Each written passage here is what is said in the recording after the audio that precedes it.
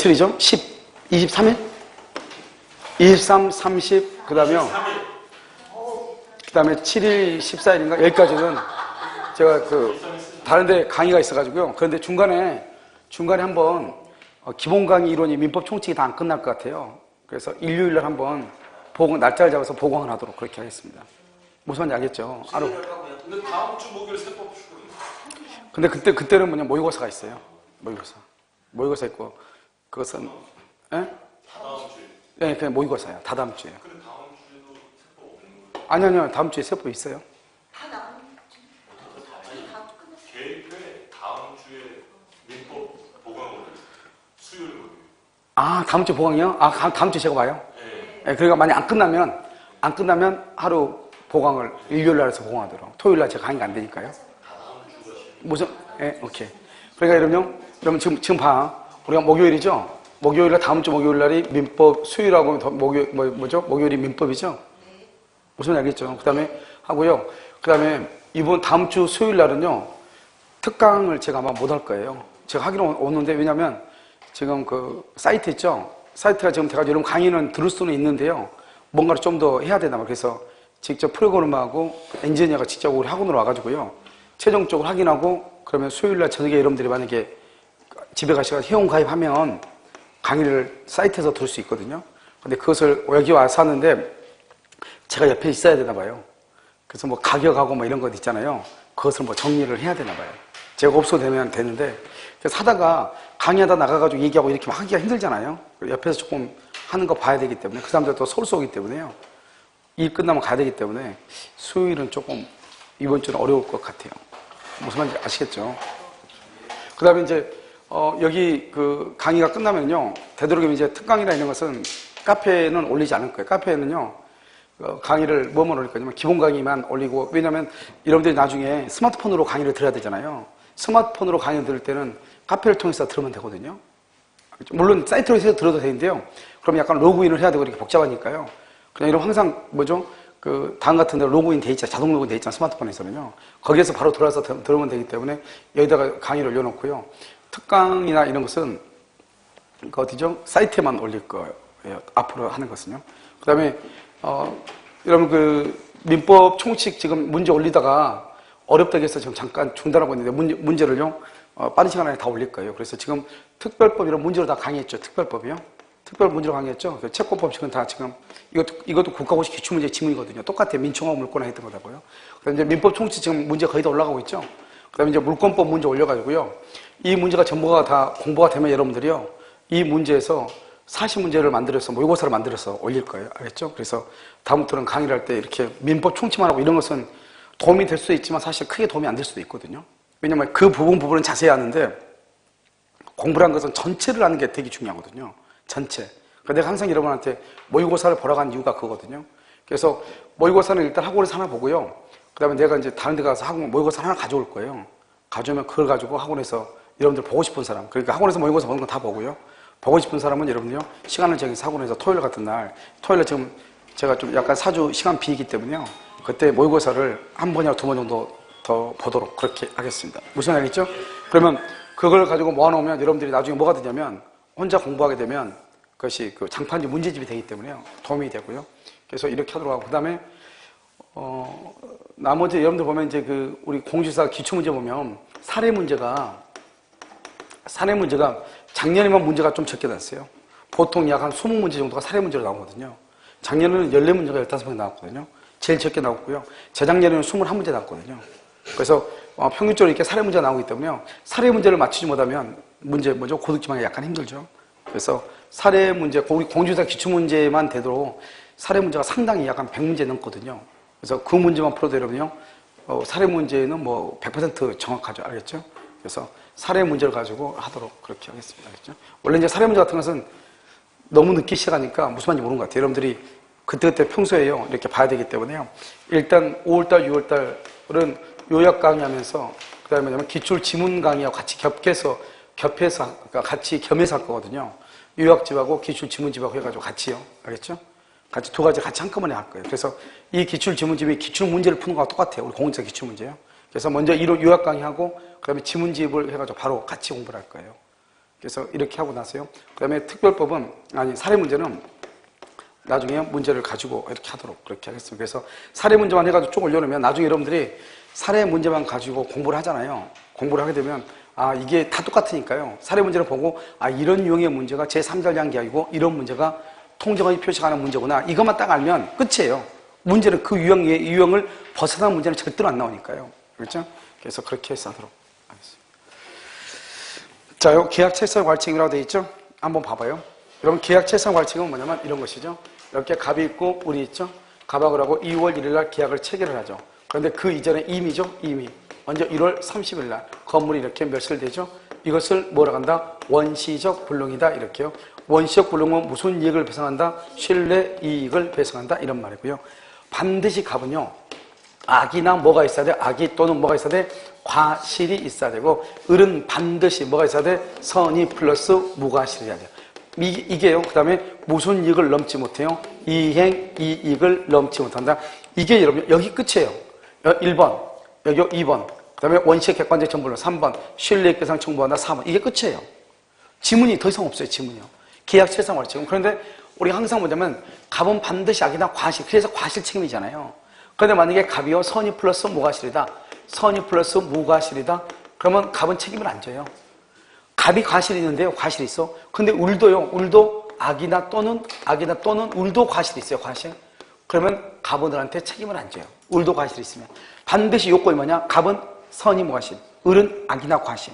무슨 말인지 알겠죠? 그 다음에 원시적 객관적 전부불능. 그 다음에 여기 이미 멸실했다. 이 말이 있을 때 우리는 계약 체결상의 과실책임이다. 이렇게. 자, 문제요. 11번.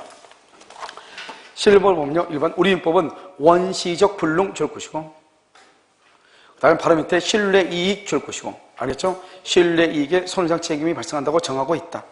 2번. 계약 체결상의 과실책임에 있어서 손해를 입은 상대방은 줄고, 상대방 동그라미 선의 무과실.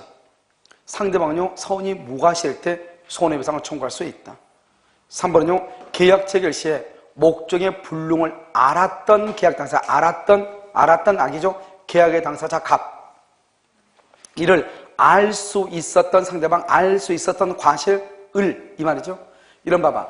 갑은 악이나 과실이 있어야 되죠. 을은 뭐가 돼야 돼? 선의 무과실이 돼야죠. 뭐가 돼야 돼? 선의 무과실. 그런데 지금 봐봐. 을이 지금 알 수 있었던 상대방이잖아요. 과실의 상대방이잖아요. 이에 대해서 신뢰이익의 배상 책임을 진다, 지지 않는다? 지지 않는다. 왜요? 갑은 악이나 과실이 있는데 을도 지금 뭐가 있죠? 과실이 있죠. 그래서 책임을 안 져. 을은 반드시 뭐가 돼야 돼? 선의 무과실이 돼야 된다. 이 말이죠. 4번은요. 계약 체결상의 과실 책임에 있어서 신뢰이익을 청구할 수 있으나 뭐는 넘지 못한다? 이행이익은 넘지 못한다. 정확하죠? 5번은요. 매도인과 매수인 을 사이에 A 건물에 대한 매매계약을 체결했는데 매매계약 체결 전 주거 체결 전 이미 멸실, A 건물이 이미 멸실, 그것을 원시적 불능이죠. 갑이 그 사실을 갑 동그라미하고 과실 동그라미하고 과실로 알지 못하고 매매계약을 체결했다. 을 동그라미 을 역시 멸실 사실을 과실로 을도 과실이죠. 과실로 알지 못하고 계약을 체결했다. 이런 경우 갑은들한테 손해배상 책임을 진다, 지지 않는다? 지지 않는다. 뭐 때문에 지지 않는다? 갑이 과실 있죠? 근데 누구도 과실 있어? 을도 과실이 있어서 책임을 지지 않는다. 이 말이죠. 을도 과실이 있어서. 알겠죠? 그래서 갑은 반드시 선의 무과실, 을은 뭐가 있어야 돼? 과실, 갑은 악이나 과실, 을은 선의 무과실 이렇게 돼야 돼. 정답은 5번이다. 자, 12번은요. 당사자 일방이 계약 교섭 단계에서 계약이 확실하게 체결될 것이라는 정당한 기대 내지 신뢰를 보여하여 상대방이 그 신뢰에 따라 행동하였음에도 불구하고 일방이 줄고 정당한 이유 없이 계약 체결을 거부, 알겠죠? 정당한 이유 없이. 여기요. 우리 이것을 뭐라면 교섭 단계죠? 교섭 단계에서 부당 파악이죠. 근데 부당 파악인데 이것이 정당한 이유가 있느냐 없느냐 이게 중요하죠. 그래서 정당한 이유가 있느냐 없느냐, 있다 우리는 이것을 적법이라고 하고 없다 이것을 우리는 불법 행위다 이렇게. 불법 행위요, 불법 행위다 이렇게. 여기서 정당한 이유 이렇게 얘기하죠. 그래서 우리는 교섭 단계에서 부당 파악이 정당한 이유가 있느냐 없느냐. 정당한 이유가 없죠. 여러분 정당한 이유가 없으면 이것을 뭐란다? 불법 행위요. 그럼 우리가 교섭 단계라고 하는 것은 뭐죠? 이것은 원시적 불능이죠. 원시적 불능이다. 원시적은 무슨 얘기다? 신뢰 이익을 배상한다. 그런데 신뢰 이익 배상 게임의 근거 불법행위다 이 말이죠. 이런 불법행위의 경우는 뭐가 있다? 불법행위는 정신적 위자료를 청구할 수도 있죠. 그 다음에 여기서 신뢰 이익인데 일방의 적극적 요구, 적극적 요구에 의해서 비용을 지출했죠. 비용, 적극적 요구에서 비용을 지출하죠. 이런 경우에 대해서도 뭐라 써? 반환을 말 수 있어? 청구할 수가 있다 이런 말이고요. 그럼 여기서 신뢰라고 하는 건 뭐야? 신뢰? 신뢰는 계약이 체결됐고서 믿고 이 말이죠. 그런데 계약 체결이요 좌절되더라도 어쩔 수 없다. 이렇게 하면서 투입한 비용 좌절되더라도 그러면 계약 체결을 신뢰했다 안 했다? 안 했죠. 그래서 청구하지 못한다. 이 좌절한 게 바로 뭐다? 경쟁 입찰이죠. 여러분 경쟁 입찰을 뭐라고 얘기했죠? 부동산 경매죠. 경쟁 입찰에 뭐하기 위해서 참가하기 위한 견적서 작성 비용 이런 것들은 내가 계약 체결을 신뢰한 것이 아니다 이 말이죠. 청구할 수 있다 없다? 없다 이렇게. 자 12번 2번 계약 책임은 성립할 수 없고 불법행위 책임이 성립 줄 것이고 불법행위 책임이 성립 이렇게. 그럼 계약 책임 줄거 봐. 계약 책임은 언제죠? 후발적이죠. 후발적 이퀄 계약 성립 후 이 말이죠. 계약 책임은 후발적이고 이퀄 계약 성립 후예요. 근데 지금 여기 봐봐요. 아직 교섭 단계죠? 그럼 계약을 체결해서 안 했어? 안 했죠? 원시적 후발적, 원시적이죠? 그러니까 계약 책임이라고 하는 말은 나올 수가 없다 이런 말이죠. 2번 이때 배상돼야 할 손해는 당사자 일방이 신의에 반하여 상당한 이유 없이 줄고 상당한 이유 없이 계약 교섭을 파기함으로써 계약 체결을 신뢰한 상대방이 있게 된 상당 인과관계 있는 손해에서 줄고 계약이 유효하게 체결된다고 믿었던 것에 의하여 입었던 손해 줄었어요? 그것을 이퀄 신뢰이익 배상이라고 얘기하는 거예요. 그것을. 그럼 우리가 신뢰이익 배상을 청구한다 이렇게 얘기하는 것이 아니고 지금 뭐라고 했죠? 계약이 유효하게 체결된다고 믿었던 것에 의하여 입었던 손해 알겠죠? 그것을 신뢰이익 배상 이렇게요. 3번은요. 신뢰이익 배상의 경우 배상돼야 할 손해의 범위에 계약 성립을 기대하고 지출한 계약 준비 비용 이외에도 계약 체결을 위하여 불가피하게 소요되는 비용도 포함이 돼. 근데 이것은 안 된다. 이건 뭐냐? 줄거 경쟁 입찰에 참가하기 위하여 지출한 제안서, 견적서 작성 비용은 포함되지 않는다. 경쟁 입찰. 알겠죠? 그럼 그 경쟁 입찰을 우리는 뭐라고 얘기한다? 경쟁 입찰을 뭐라고 해? 거기다 가로 묶고 좌절되더라도 어쩔 수 없다고 하면서 투입된 비용. 계약 체결이 좌절되더라도 어쩔 수 없다고 하면서 투입된 비용을 얘기해. 계약 체결이 좌절되더라도 어쩔 수 없다고 하면서 투입된 비용. 그것을 뭐란다? 경쟁 입찰에 참가하기 위해서 견적서 작성 비용이다 이런 말이죠. 이것은 신뢰다 아니다? 아니죠. 그래서 포함되지 아니한다. 4번은요.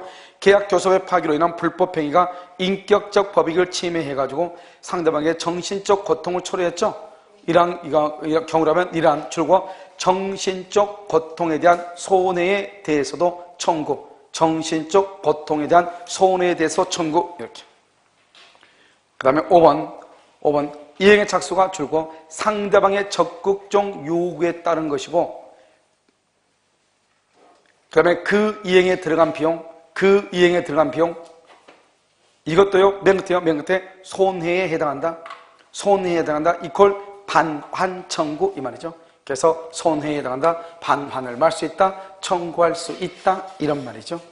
자 그러면 동시이행 항변권이라고 지금 되어 있나요? 여러분 동시이행 항변권이라고 해서 여러분들이요 이것은 판례를 어떻게 하고 있어야 되냐? 그래서 암기를 하고 있어야 되는 것들이에요. 그래서 판례가 중요한 것은 아니고 정답은 몇 번이죠? 3번이에요. 12번의 정답은 3번이에요. 자, 여기 한번 봐요. 우리 이제 동시이행 항변권에서 항변권이라는 것은 첫 번째요. 하나의 무슨 관계? 대가 관계 있는 무슨 계약이다? 쌍무계약이죠. 그러면 쌍무계약에만 있는 것이 두 가지가 있죠. 뭐가 있어? 동시이행 항변권하고 그 다음에 위험 부담하고 두 가지요. 자, 두 가지인데요. 여기서 하나죠. 하나니까 이거요. 별개의 약정. 별개의 약정은 원칙적으로 안 되죠. 그러나 당사자 간의 합의로 특약으로 가능하다. 별개. 왜요? 무슨 규정? 지금 우리가 알고 있는 건 무슨 규정? 우리가 지금 무슨 법 배우고 있어? 채권법, 강행규정, 임의규정, 임의규정, 별개의 약정. 자, 두 번째는요. 동일성이죠. 동일성이 있느냐 없느냐. 동일성이 있느냐 없느냐. 그럼 동일성이 뭐가 있어요? 여기가 채권 양도하고 뭐가 있다? 상속 이렇게요. 된다. 그런데 경계 된다 안 된다? 안 된다. 그 다음에 세 번째요. 목적물의 인도 의무가요. 이행불능이 돼. 이행불능으로 인해서 손해배상 채권을 받기죠. 손해배상으로. 그래서 목적물의 인도 의무가 손해배상으로 바뀌죠. 손해배상으로. 이러한 경우도 동시행관계가 있다. 이것을 뭐란다? 질적 변경이라고 얘기하죠. 이런 경우도 동시행관계에 있다. 자, 그 다음에 네 번째는요. 채권을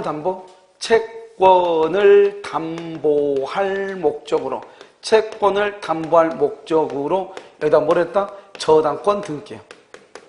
저당권 등기나 소유권 이전 등기를 이렇게 하죠.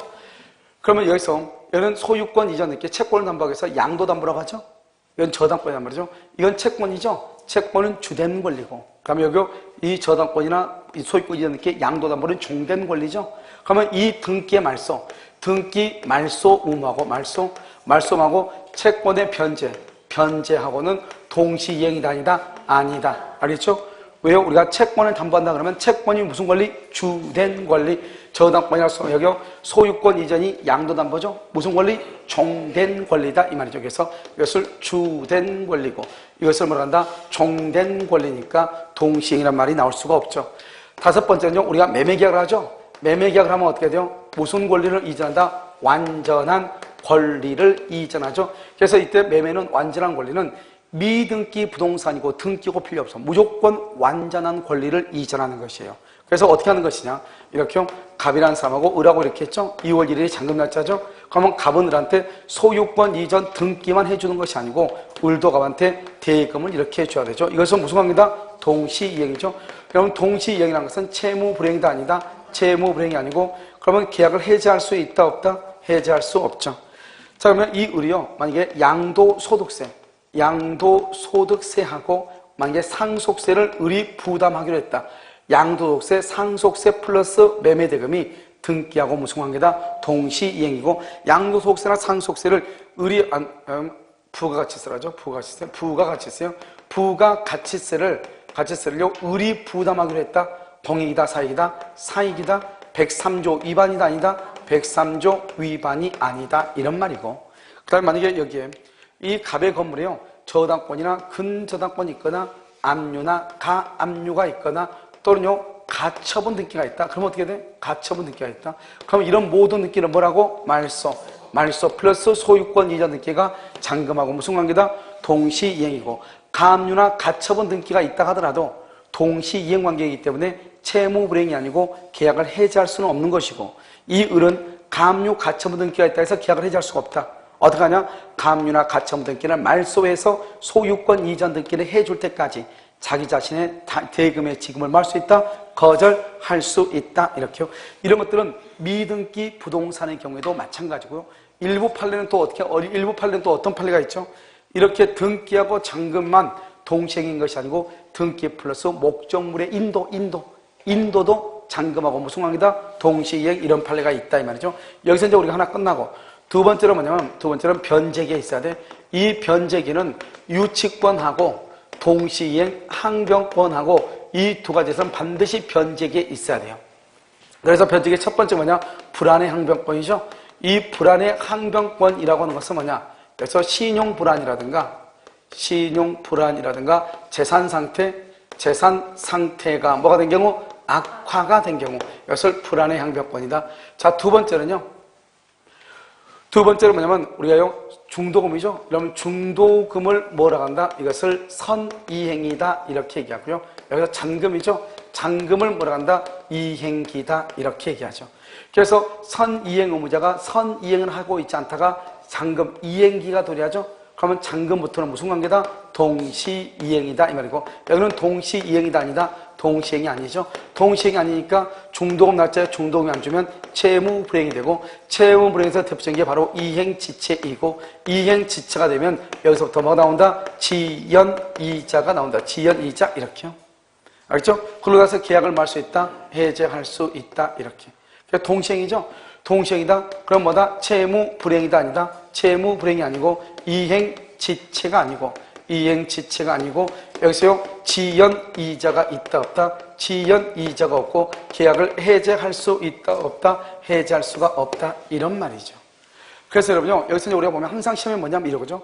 선이행 의무자가 이행을 하지 않고 있다가 이행기가 도래한다. 상대방 채무에 이행기가 도래한다. 그러면 그때부터 동시행이다. 이란 말이죠. 알겠죠? 그 다음에요. 우리가 동시행일 때는 계약을 해제를 못하죠. 계약을 해제하기 위해서는 어떻게 해제? 해제하기 위해서는 상대방을 뭐에 빠뜨려야 돼? 이행지체 빠뜨려. 언제나요? 동시행의 경우는 언제나 그런 것이 있죠. 동시행은요. 그래서 자기 자신의 채무의 이행을 제공해서 상대방을 이행지체 빠뜨린다. 이렇게요. 자, 그 다음에 세 번째는요. 일회성의 원칙이죠. 일회성의 원칙이라고 하는 것이 있다. 그래서 일회성의 원칙에서 뭐냐? 채권자 지체, 채권자 지체 또는 뭐라 한다? 이것을 수령지체다. 이렇게 얘기하죠. 채권자 지체, 수령지체 중, 그 다음에 뭐냐? 이행제공, 이행제공이 뭐가 된다? 계속된다. 계속.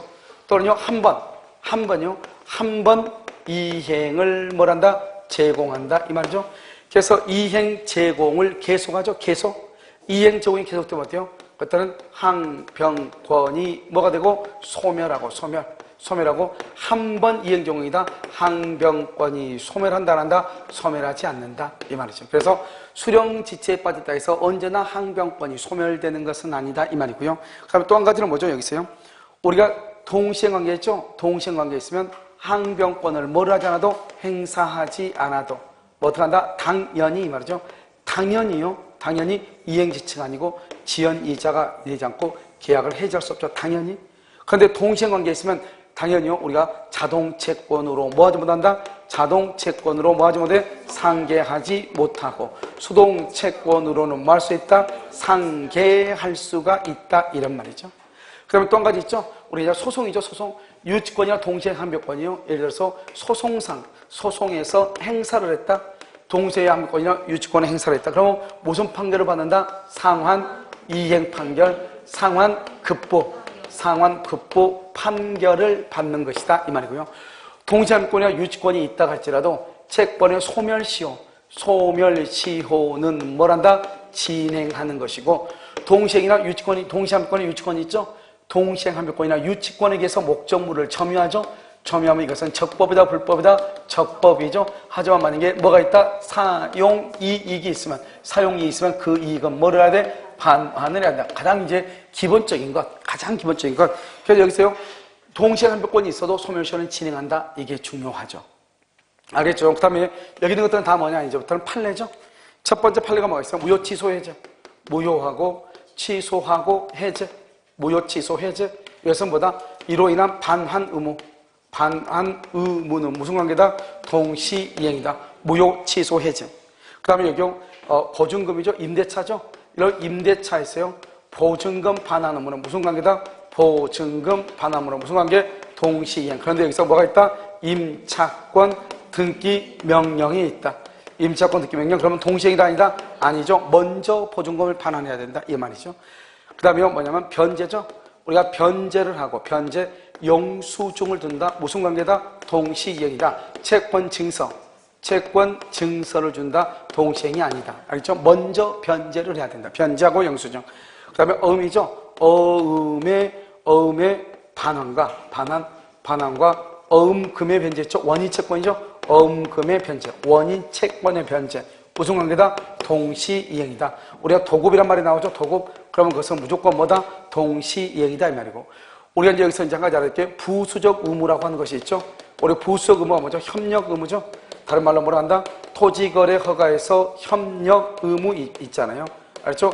이런 것을 위반했다고 해서 계약을 해제한다거나 그다음에 동시이행 항변권이라고 하는 것이 나올 수가 있다 없다? 없다. 그래서 부수적 의무는 안 된다. 여기까지는 우리는 뭐라 한다? 동시이행 항변권이다. 이렇게 얘기하는 것이 간단히 돼 있죠. 알겠죠? 그래서 한번 보시면요. 간단하기 때문에요. 간단하게 보면 돼요. 13번에 볼까요? 1번. 당사자 쌍방이 각각 줄고요. 별개의 약정. 별개의 약정. 별개의 약정으로 상대방에 대하여 채무를 지게 되는 경우 특약이 없는 한 줄고요. 특약이 없는 한 항변권을 행사할 수가 없다. 없다. 그러면 특약이 없는 한 줄고 특약이 없는 한 항변권을 행사할 수 없죠. 그래서 특약이 없는 한에서 특약으로 인정 가능. 특약으로 인정 가능 이 말이죠. 자, 그 다음에 2번요. 동시행관계에 있는 쌍방의 채무 중 어느 한 채무가 이행불능 줄고요. 어느 한 채무가 이행불능이 됨으로 인하여 발생한 손해배상 채무 거기까지. 어느 한 채무가 이행불능이 됨으로 인하여 발생한 손해배상 채무 이것도 무슨 관계다? 동시행. 여기 한번 봐봐. 여기를 보면 여러분 뭐라 나왔죠? 여기요. 인도 의무가 있는데 이행불능으로 돼가지고 손해배상으로 바뀌죠? 이것도 무슨 관계다? 동시행. 그 다음에 이 별개의 약정 중에서 대표적인 게 바로 뭐죠? 저당권 경매죠? 저당권에서 건물이 경매가 된 경우, 우리가 저당권자죠? 근저당권자. 그래서 이 건물이 경매돼서 병이 경락인이죠? 이 사람이 경락을 받았단 말이죠. 그럼 경락을 받으면 어떻게 돼요? 이 저당권자는 배당금을 받았겠죠? 배당금.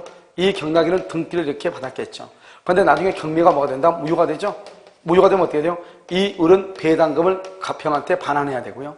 이 병은요, 등기를 말소해서 이것을 갑한테 이렇게 줘야 되잖아요. 그러니까 채권자의 배당금 반환 의무와 그 다음에 경락인의 등기의 말소 의무는 동시이행이다 아니다? 아니다. 그것을 별개의 약정이다 이렇게. 그래서 여러분요, 거기 보면 13번에 1번요. 별개의 약정이라고 되어 있죠? 거기다 쓰란 말이죠. 저당권 경매가 무효인 경우 이렇게. 저당권 경매가 무효인 경우 그 한마디만 딱 알면 되죠. 무효인 경우 각각의 반환 의무 이렇게. 각각의 반환 의무. 각각의 반환 의무란 말이 무슨 말이죠? 배당받은 채권자의 반환 의무하고 경락받은 자의 등기 말소 의무 이걸 얘기하죠. 알죠? 각각의 반환 의무는 동시행이다 아니다? 아니다. 이렇게. 자, 그럼 3번. 채권의 채권의 변제와 줄 것이고 담보권의 소멸 절차 줄 것이고 담보권 소멸 절차가 뭐냐? 저당권 말소 등기 이 말이죠. 저당권 말소 등기. 채권을 뭐라 한다? 주된 권리. 담보권을 뭐라 한다? 종된 권리. 동시이행이다 아니다? 아니다. 그 다음에 4번. 근저당권 설정 등기가 되어 있는 부동산의 매매 등과 매매. 근저당권만 줄 것이고 부동산의 매매에다서 완전한 권리 이전. 매매는 완전한 권리를 이전해. 그러니까 근저당권이 있다. 그럼 어떻게 하면 돼? 근저당권 등기 말소 플러스 소유권 이전 등기가 잔금하고 무슨 관계다? 동시이행 이렇게요. 그래서 매도인의 근저당권 말소 및 소유권 이전 등기 의무와 매수인의 매매 잔대금 지급 의무는 무슨 관계? 동시이행. 5번. 갑이 을의 부동산을 매수하는 계약을 체결하면서 매수 그러니까 또 매매네.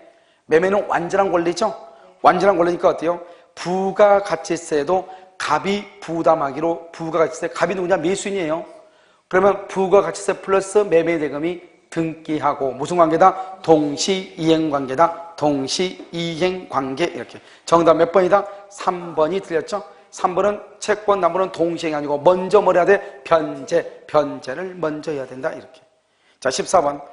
상대방의 이행이 곤란한 현장 사유 줄고 이행이 곤란한 현장 사유 알겠죠? 그다 써. 그래서 신용불안, 재산상태 악화 이렇게. 신용불안, 재산상태가 악화가 된다 이 말이죠. 이것을 뭐라고 한다? 그것을 불안의 항변권이다 이렇게 얘기하죠. 그런 사유가 있을 때 현장 사유가 있다. 있을 때는요. 선이행 의무를 지는 자라도 자기 채무의 이행을 줄고 이 자기 채무 이행을 거절할 수 있다. 줄궜어요? 거절할 수 있다. 줄궜어? 거기다 써. 불안의 항변권 이렇게. 불안의 항변권이다. 불안하다 이 말이죠. 알겠죠? 그것도 항변권이에요. 항변권. 동시행 항변권도 항변권. 불안의 항변권도 항변권. 왜요? 선이행은 뭐냐? 내가 먼저 중도금을 주기로 했다 이 말이죠. 원래 봐봐. 원래 중도금은 선이행이죠. 먼저 동시행이 아니잖아요. 그런데 불안하면은 선이행 의무에 있는 것도 동시행 항변권처럼 항변권을 주장할 수가 있다 이런 말이에요. 아시겠죠? 자, 14번은요. 14번에 3번이요. 2번 한 차례요. 죄송해요. 토지의 매수인이 선이행 의무인 중도금 지급 의무를 이행하지 않는 상태에서 장금 지급기일이 도래했다. 봐봐. 선이행 줄 것이고 장금 지급기일 줄 것이고 장금 지급기일 두 번째 줄 그것을 뭐냐 변제기 이퀄 이행기 이 말이죠. 여기 봐봐. 선이행을 하지 않고 있는 사이에 장금 또는 이행기 또는 변제기 변제기가 도래했다 이 말이죠.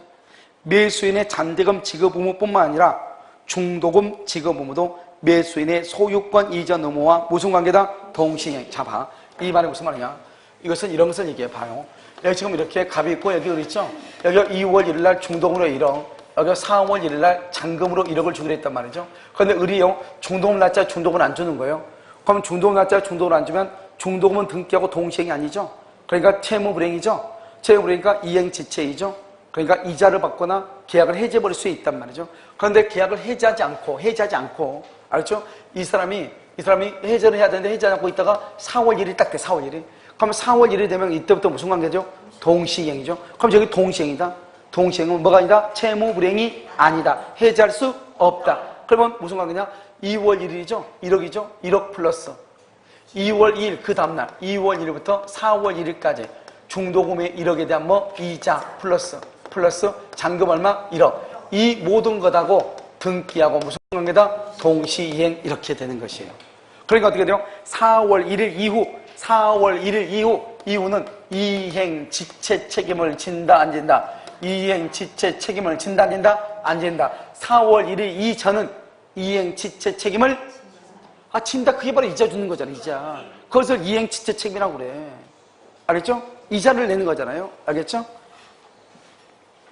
자, 그 다음에 3번 선이행 의무 있는 채무자. 선이행 의무가 중도금이죠. 자신의 채무를 이행하지 않고 있는 사이에 상대방 채무가 줄고 상대방 채무가 변제기 도달 줄고 상대방 채무가 변제기 도달 잔금이죠. 잔금. 그러면 선이행 의무 있는 채무자가 항변권을 말 수 있다. 행사할 수 있다. 이게 아주 요즘 최근에 시험에 가장 잘 나와. 동시에 항변권에서. 자, 4번요. 쌍무계약의 당사자 일방이 먼저 줄고 봐. 한 번 현실의 제공. 한 번, 여기 봐봐, 여기. 수령지체죠? 이행 제공을 계속하면 항변권이 없어져. 항변권이 없다는 말이 무슨 말이에요? 항변권이 없다는 것은 채무 불이행이고 이행지체고 지연 이자를 내야 된다. 이런 말이죠. 근데 여기는 뭐예요? 여러분, 계속 제공해서 그렇단 말이죠. 한 번, 여기 지금 한 번이라고 그랬죠? 한 번 제공하죠? 그러면 항변권이 소멸한다, 안 한다? 안 해. 안 한다는 말은 항변권이 있다, 없다? 있다. 있으면 채무불이행이 아니다. 이자를 내지 않는다. 이런 말이죠. 그래서 지금 한번 보란 말이죠. 다시 한번 보면 쌍무계약의 당사자 일방이 먼저 한 번 현실에 제공을 하고 상대방을 수령지체에 빠지게 하였다 하더라도 그 이행의 제공이 계속되지 않는 경우, 이행의 제공이 계속되지 않는 경우 줄고 이행의 제공이 계속되지 않는 경우 바로 옆에 또 과거에 이행의 제공이 있었다. 그럼 과거에 이행의 제공이 있었다 말은 계속이다 아니다? 아니죠. 똑같은 말이니까 한 번이란 말이죠. 한 번 그러면 항변권은 소멸한다 안 한다? 항변권이 소멸한다고 볼 수가 없다 이 말이죠. 만약에 항변권이 소멸하려면 어떻게 해야 돼? 이행 제공을 뭐 해야 돼? 계속 알겠죠? 계속 해야 돼. 그래서 첫 번째도 보면 첫 번째 끝에 보면 먼저 한 번 현실의 제공 이 말이나 세 번째 줄 이행의 제공이 계속되지 않는 경우나 과거에 이행이 제공이 있었다는 말이나 다 세 가지가 다 똑같은 말이에요. 세 가지가 다 똑같은 말이다. 그래서 항변권은 소멸한다 안 한다? 안 한다 이런 말이에요. 안 한다. 알겠죠? 그 다음에 4번에다가 이러면 밑에 한 만주볼판 있잖아요. 거기다가 4번에다가 줄을 가지고 뭐라 쓰냐? 여기요. 이행의 제공을 계속한 경우 이행의 제공을 계속한 경우 항변권 소멸 이렇게 이행의 제공을 계속한 경우 항변권 소멸 이렇게. 자, 5번 수령지체에 빠진 자라도 그 후에 상대방의 이행 청구에 대해서 항변권을 말 수 있다, 행사할 수 있다. 이걸 얘기해. 이거. 그래서 우리가 수령지체에 빠졌다 해서 언제나 항변권이 소멸하는 것은 아니다. 그래서 뭐라고 쓰냐? 수령지체에 빠진 자라도 이렇게 됐죠? 거기 줄고 첫 번째 줄 수령지체에 빠진 자라도 거기다가 연결해서 언제나 항변권이 소멸하는 것은 아니다. 수령지체에 빠진 자라도 언제나 항변권이 소멸하는 것은 아니다. 알겠죠? 언제나 항변권이 소멸하는 것은 아니다. 이렇게. 정답 몇 번? 3번, 오케이. 15번이요. 자, 틀린 것은 이렇게 돼 있죠. 1번, 채무자가 동시이행의 항변권을 가지고 있더라도 동시이행의 항변권을 행사해야 지체책임을 면할 수 있는 것은 아니면, 봐봐. 항변권을 행사하여야, 두 번째 조가 항변권을 행사하여야 지체책임을 면할 수 있는 것이 아니면, 알겠죠? 여기 봐, 여기 항변권을 행사할 필요가 있다, 없다? 없다. 어떻게? 항변권이 있으면 항변권이 있다는 그 사실만으로 당연히 자, 저거 봐. 이행 거절 권능, 그걸 뭐라냐? 항변권이란 말이에요.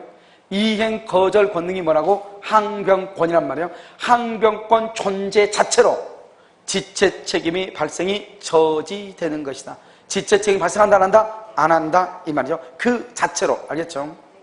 그 다음에 동시행 항변권이 붙은 채권을 줄고 수동 줄 것이고 숫자 동그라미, 상기할 때 상자 동그라미, 수상 할 수 있다, 없다? 할 수 있다. 써서 그 자동 채권으로 상계 X. 자동 채권으로 상계를 못하지 수동 채권으로는 뭐 할 수 있다? 상계할 수 있다. 이렇게. 자, 3번. 매매를 원인으로 한 소유권 이전 등기 청구의 소에서 매도인이 매매대금 채권으로 동시행 항변권을 행사하면 상환 이행 판결을 받게 된다. 그렇게 되어 있어요? 자, 지금 봐봐. 지금 뭘 행사했다? 두 번째 줄 끝에 항변권을 행사. 여기 항변권을 소송에서 행사. 상환 이행 판결. 이행이다 동그라미 하고 급부라고 그래. 급부. 이행을 급부. 상환 이행 판결이 됐죠? 그 이행 동그라미 하고 그걸 급부라고 쓰라고. 이행 판결, 급판결 똑같아. 그다음 썸. 뭐라고 쓰냐? 행사 X라고 쓰고, 행사 X 옆줄 긋고, 행사 X하고 옆줄 긋고, 피고, 전부, 패소, 판결. 피고, 전부, 패소, 판결. 하도 맨 앞에 앉아있는데요. 앉기는 열정적인 마음으로 맨 앞에 앉아있는데, 몸을 하도 비틀으니까, 내가 이걸 어디까지 해야 되지? 좀 쉬어야 되나? 자, 그 다음에, 4번은요? 4번은, 지금 쉬어야 되나? 이 생각이 자꾸 들어. 좀 쉬어줄까? 자, 4번. 건물 매매 계약에서 매수일의 잔대금 지급 의무와 매도인의 소유권 이전 의무는 원칙적으로 무슨 관계? 동시이행. 봐봐. 바로 밑에. 미등기 건물의 경우에도 마찬가지다. 그럼 여러분, 미등기라고 할지라도 여전히 무슨 관계다? 동시이행. 이 말이에요. 동시이행. 그 다음에 5번은요. 임대차 관계의 종료로 발생하는 임차일의 목적물 반환 의무와 그 다음에 임대인의 바로 밑에 보증금 반환 의무는 여기 임대차는요. 임대차에서 보증금 반환 의무는 무슨 관계? 동시에 이렇게 딱 알고 있으면 돼. 좀 있으면 우리가 나오니까 내가 안 하는데 그다 쓰면 보증금 반환 의무다 써. 어차피 나오니까 뒤에 나오는데 임차권 등기 명령의 경우 임차권 등기 명령의 경우 X 임차권 등기 명령의 경우 X. 무슨 말인지 알죠? 그 정도만 해도. 자, 이렇게 해서 15번의 정답 몇 번? 2번. 16번은요? 1번. 갑은 을에게 자기 소유 건물을 매도하는 경우 갑의 소유권 이전 의무, 매도 동그라미. 매도가 매매죠. 갑의 소유권 이전 의무와 을의 대금 지급 의무로 무슨 관계? 동시행. 여기까지는 맞아. 여기까지. 그 다음을 줄고 가야 돼.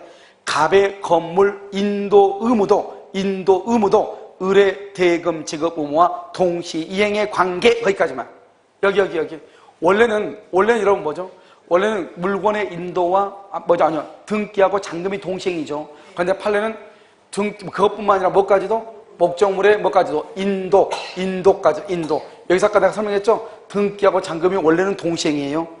그런데 어떤 판례는 잔금 플러스 등기와 동시행 이런 것도 있고, 등기뿐만 아니라 목적물의 인도 의무도 잔금하고 무슨 관계다? 동시행이다. 이런 판례도 또 있단 말이죠. 그래서 그것을 둘 다 봐야 되겠죠. 2번 해제. 여기 봐봐. 무효 취소 해제. 무효 취소 해제로 인한 반환물은 다 무슨 관계? 동시이행. 그래서 2번 계약의 해제 동그라미, 3번 쌍무 계약의 무효 동그라미, 4번 매매 계약의 취소 동그라미, 무효 취소 해제. 알겠죠? 그러면 그 반환물은 다 무슨 관계다? 동시이행 관계다. 이렇게. 동시이행 관계. 이렇게. 자, 5번. 기존 채무 이행 확보를 위하여 어음이나 수표를 발행한 경우, 그 다음에 줄고 기존 채무 이행 의무와 어음 수표 반환 의무 무슨 관계다? 동시이행. 우리 시험에도 한 번 나왔어. 이건 우리 시험 딱 한 번. 그래서 정답 몇 번? 1번. 자, 17번 틀린 것은 1번 동시이행의 항변권을 행사하는 것이 주로 자기 채무의 이행만을 회피하기 위한 수단이다. 항변권 행사하는 것이 주로 자기 채무 이행만을 회피하기 위한 수단. 거기까지 줄거 봐. 항변권 행사하는 것이 주로 자기 채무 이행만을 회피하기 위한 수단. 바로 옆에 권리 남용 박스에 권리 남용이다. 된다 안 된다. 그러면 이럴 때는 항변권을 행사할 수 있다 없다? 없다. 이렇게. 2번 수구변의 의무 불이행을 위한 도구변에게 하자 확대 손해가 발생한 경우. 그 다음에 줄고 수구변의 손해배상 채무와 도구변의 보수금 지급 채무는 동시행. 그냥 한마디로 말하면 뭐라고 그냥 알아고 그랬죠? 도구변 무슨 관계? 동시이행. 막 그 정도. 너무 길어가서 우리 시험에 한 번도 나온 적이 없어요. 그렇죠? 자, 그 다음에 3번 채무 변제와 영수증 교부 줄 것이고, 채무 변제와 영수증, 여기 변제와 영수증 뭐 동시이행. 그 다음에 채권 증서 반환, 채권 증서, 차용증 등 채권 증서 반환은 동시행이다 아니다? 아니다. 바뀌었어. 알죠? 3번 틀린 사람 지구상에 한 명도 내가 지금까지 본 적이 없는데 우리하고는 또 있을지 모르겠네. 자, 17번에 몇 번이다? 3번. 알겠죠? 자, 4번 매도인의 토지거래 허가 신청 절차에 줄고 협력할 의무. 여기 아까 우리 협력할 의무는 아까 뭐라고 그랬죠? 어디 갔지? 부수적 의무야. 그게 부수적 의무. 어디 있어? 아, 여기 협력할 의무, 부수적 의무. 부수적 의무는 동시행이다 아니다? 아, 이런 부수적 의무가 뭐냐? 이런 거 봐봐. 우리가 몇 번 얘기했잖아요. 노트북을 1억 100만 원에 사고 팔고 하기로 했는데 매도인이 자기가 가지고 있는 노트북 가방도 준다는 거예요. 원래는 노트북만 사고 팔기로 했는데 그런데 노트북 가방이 안 온 거예요. 노트북은 왔는데 노트북 가방이 안 왔어. 그러면 노트북 가방을 준다는 것을 부수적 의무라고 그래. 노트북 가방이 안 왔다 해서 내가 계약 해지할 수 있어 없어? 돈 주고 노트북 받았잖아요. 그럼 어떻게 해야 돼? 그거 달라고 법원에 소송을 해야지. 소송을 청구해야죠. 그래도 안 주면 어떻게 해야 돼? 내가 가서 사야죠. 사면은 손해가, 내가 돈 들어가죠? 손해가 있어 없어? 있죠. 손해배상을 청구해야지. 알겠죠? 그것을 부수적 의무라고 얘기한단 말이죠. 그래서 부수적 의무를 뭐라 한다? 그래서 협력 의무죠. 협력 의무, 부수적 의무를 위반했다. 계약을 뭐 하지 못한다? 해제하지 못한다. 또 한 가지 뭐를 못한다? 그래서 동시행 합력권이 없다. 알죠? 이 두 가지. 됐죠? 그래서 동시행 관계 있지 않다? 또 써야 되겠죠? 해제권 X 이렇게. 아, 아직 안 썼어? 듣기만 하고 있었어? 그거 참 신기하네요. 그렇죠? 자, 5번요.